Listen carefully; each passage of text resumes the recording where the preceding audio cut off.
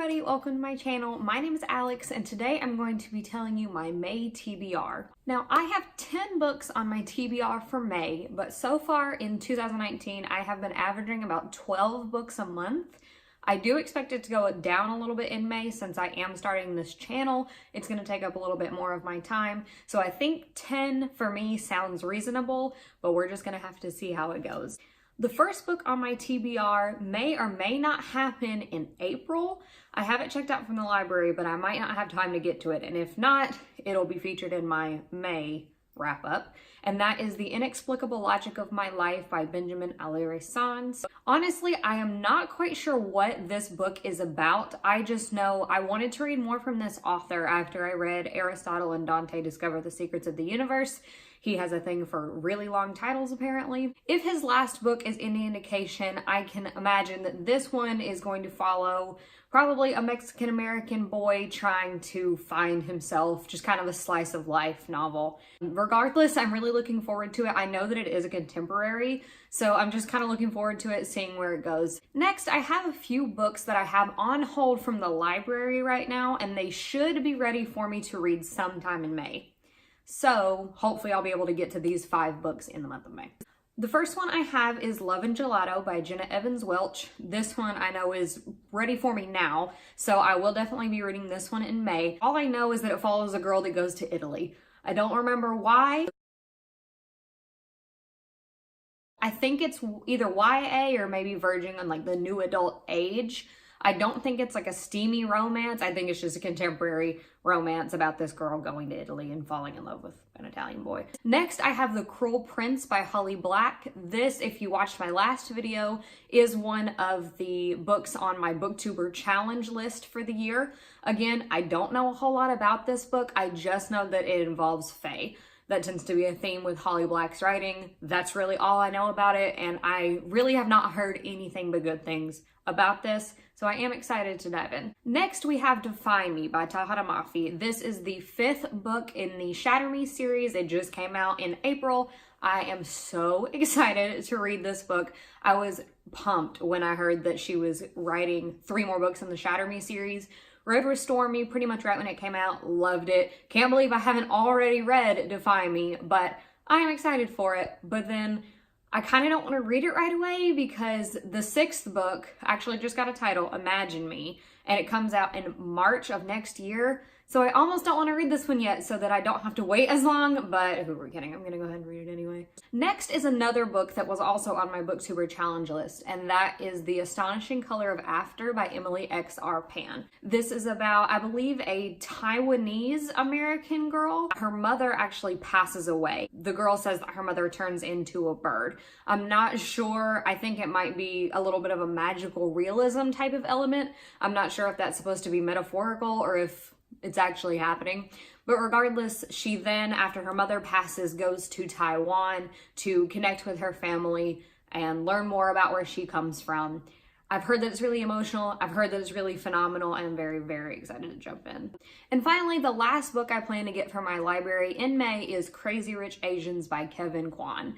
This one was all over the internet last year, especially with the movie coming out. This book follows a girl who goes with her boyfriend to Singapore where his family lives. She's never met his family before, and when she gets there, finds out that they are crazy rich, and shenanigans ensue. So I am excited to read this, not mainly, but partly because I have been wanting to watch the movie ever since it came out. Haven't got a chance, so as soon as I read this, I'm gonna be watching the movie. And finally, I have been reading a lot of fantasy books in April, so I wanted to kind of go a different way in May. I'm getting in the mood to read some historical fiction. So I have 4 books on my TBR for this year that are historical fiction that I would really like to try and get to in the month of May.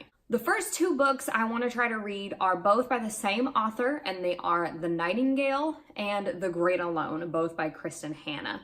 Now, The Nightingale, tons of people fell in love with it last year, and I believe it's being made into a movie this year. So of course I want to read it before the movie comes out. This book is a World War II historical fiction novel, which follows 2 sisters on, I believe they're on opposite sides of the war. I think one is in France, and I'm not sure where the other one is, but it follows these sisters living through World War II and their experiences. Only heard good things, only heard heartbreaking things, so ready to see what happens. The Great Alone is a historical fiction that is set in the 1970s about a family that moves to Alaska.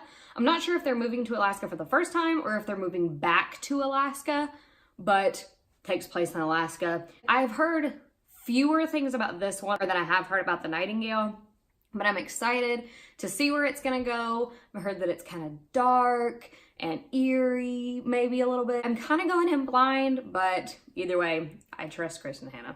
Next, I want to read Codename Verity by Elizabeth Wine. Again, I don't know a whole lot about this. I think it is also World War II historical fiction, and I have this on one of my, I think it's my Pop Sugar Challenge list, as a book that's relating to STEM. So I think that this might have some kind of science-y, engineering type deal that the main character is interested in. I'm not 100% sure. I know that I've heard lots of good things about this one from Haley at Haley and Bookland. So again, I trust her opinion, ready to see what happens. And finally, the last historical fiction book that I want to try to get to in May is A Brief History of Seven Killings by Marlon James. This actually won the Man Booker Prize in, I think, 2015. And it follows the story of the attempted assassination on Bob Marley back in the 1970s. It starts out based on that true event, but then it follows a fictionalized account of these attempted assassins going through the 70s, 80s, and 90s, I believe, in Jamaica and in the United States. But I will say, the title of this book is a lie. It is not a brief history. It's almost 700 pages. The audiobook is 25 hours long. So that I'm not really prepared for, which that's also kind of why I only put 10 books on this list instead of 12, because this can take me a minute. I am probably planning to start the audiobook in April and then just finish it in May. So hopefully that'll help, but we still have like 10 days in April by the time I'm filming this. So I have several more books that I'm trying to finish before the end of the month. So I don't really know how far into this I'll get, but we can hope. Now, I do also want to participate in a readathon in May. I know that there are several that's going to be happening. The Bout of Books is happening. There's a Disney readathon, a Yearathon, Readathin.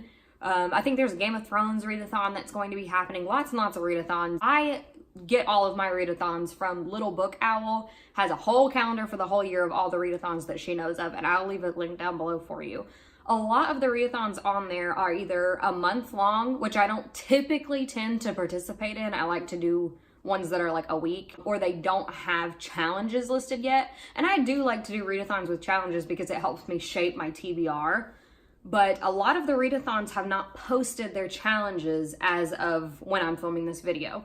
So I may or may not end up doing a readathon in May. And if I do, then I'll film a separate TBR for that and post it closer to the date of the readathon. So you may or may not get another TBR from me at some point in May. That is it for my May TBR. If you have read any of the books on this list, please let me know what you thought of them in the comments down below, and let me know what you're planning to read in May.